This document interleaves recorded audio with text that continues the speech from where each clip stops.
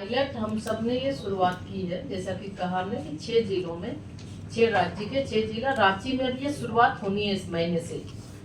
तो अनेक तरह की शिकायतें इसमें आती थी, तो इसके माध्यम से हम ये चाहते हैं कि फेस जब भी कोई लाभुक आए उसका एक पहले फोटोग्राफ्स हो और फिर उसके फ़ोन पे वो OTP जाएगा और उसके बाद उसको THR मिलेगा। तो ये पायलट है, अगर ये सफल हो जाता है तो निश्चित रूप से फिर हम इसको लागू करेंगे। दूसरा सवाल ये है कि अभी बांग्लादेशी इन्फिल्ट्रेशन का दौर बात हुई महिलाओं की सुरक्षा। हम झारखंड की बात, अगर झारखंड का अगर हम पूछ रहे हैं तो बिल्कुल झारखंड की बात करें तो लगातार हम लोग देख रहे हैं कि किस तरह से ये बांग्लादेशी घुसपैठिए की बात करें या महिलाओं के साथ जो अत्याचार हो रहे हैं, राज्य सरकार इस पे बिल्कुल ऐसा लग रहा है कि चुप है, मौन है। कई ऐसी घटनाएं जो प्रदेश में सूबे के मुख्यमंत्री उनके गृह क्षेत्र में, उनके यानी दुमका में कई ऐसी घटनाएं घटी जो कि दिल दहलाने वाली घटनाएं थी। किसी को मार के, दुष्कर्म के बाद मार के पेड़ में टांग दिया गया, किसी की बॉडी को कई टुकड़ों में काटकर और बोरे में भर के बंद करके फेंक दिया गया, किसी पर एसिड अटैक हुआ। लेकिन जब अगर चूंकि जिस तरह से काम हो रहा है यानी कि अपराधियों को भय नहीं है, तो निश्चित रूप से राज्य सरकार को इस पर ध्यान देना चाहिए। और राज्य सरकार इस मामले में लग रहा है कि मौन है, बहुत ज्यादा राज्य सरकार गंभीरता से महिला सुरक्षा पर गंभीरता से राज्य सरकार नहीं ले रही है। यानी कानून व्यवस्था राज्य में आज के दिन में देखें तो ठप है, बिल्कुल लोग परेशान हैं और हमारी महिलाएं बिल्कुल सुरक्षित नहीं है। दिन में भी कहीं जाना उनके लिए शायद वो खुद को सुरक्षित महसूस नहीं कर रही है।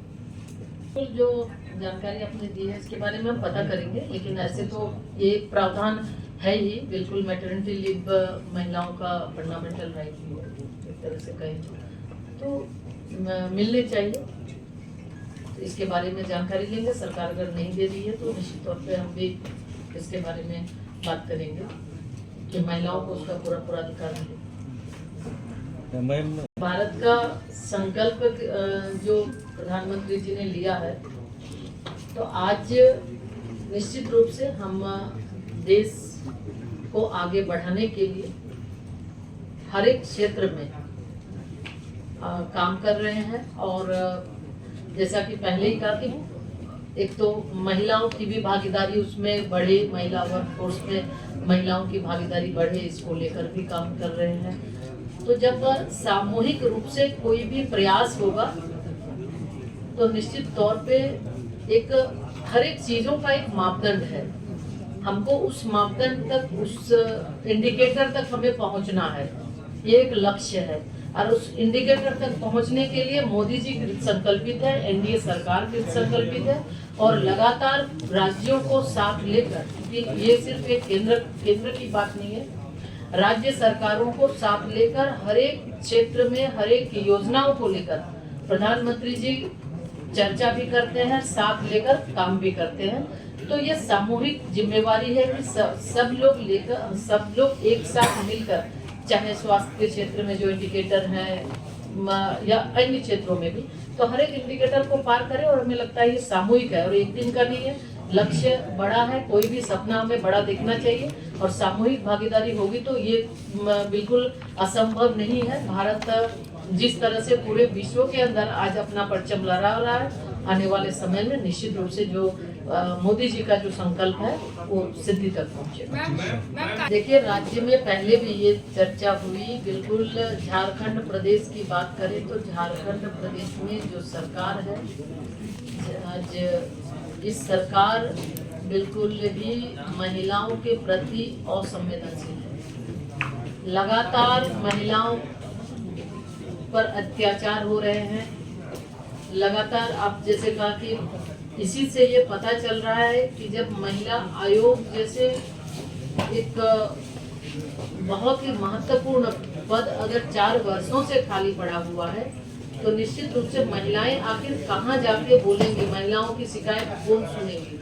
तो इससे ये लग रहा है कि बिल्कुल ये गंभीर नहीं है और इस सरकार से बहुत उम्मीद भी नहीं की जा सकती। ये लोगों को पता चल चुका है और हमें लगता है सरकार की बहुत लंबी आयु है भी नहीं, तो अब ये उम्मीद भी लोग नहीं कर सकते। तो इसलिए बहन जो हमारी बहनें हैं कुछ कुछ योजना के माध्यम से लुभाने का काम कर रही है सरकार, लेकिन योजना से नहीं बल्कि बहनों की सुरक्षा प्राथमिकता है।